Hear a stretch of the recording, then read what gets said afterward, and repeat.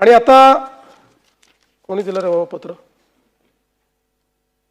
माझी विनंती आहे, असे पत्र मला बोलताना त्याच्यात डिस्टर्बन्स होतो, कशा करता देता?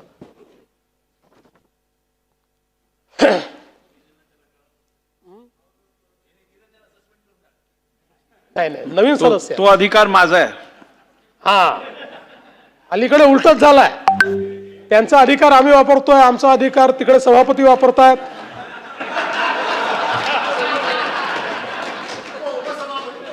ठीक.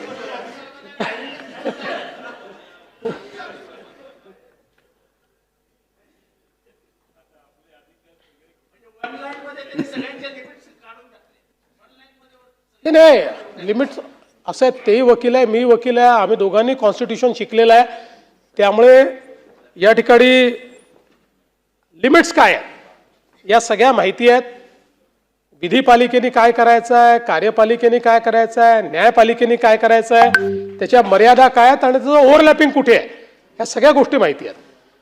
पण या निमित्ताने मला सांगताना आनंद वाटतो की भारतीय न्याय संहितेच्या अंमलबजावणीच्या संदर्भात आता महाराष्ट्र देशामध्ये दुसऱ्या क्रमांकावर पोहोचलेला आहे. आणि ज्या स्टॅट्युटरी गोष्टी या अंमलबजावणीत करायच्या होत्या, कारण या कायद्यांनी आपल्या क्रिमिनल जस्टिस सिस्टीमला आणि आपल्या पोलिसिंगला एक आधुनिकता दिली आहे. आणि म्हणून आता फॉरेन्सिक त्या ठिकाणी टेस्ट असतील, फॉरेन्सिक एव्हिडन्स असेल, टेक्निकल एव्हिडन्स असेल, क्रिमिनल जस्टिस सिस्टीममध्ये गतिशीलता असेल, या गोष्टी याच्यामुळे मोठ्या प्रमाणात झालेल्या आहेत. आणि त्यात आता सुरुवातीच्या काळात इम्प्लिमेंटेशनमध्ये आपण बरंच मागे होतो, पण आता देशामध्ये दुसऱ्या क्रमांकावर आपण आलोत. आणि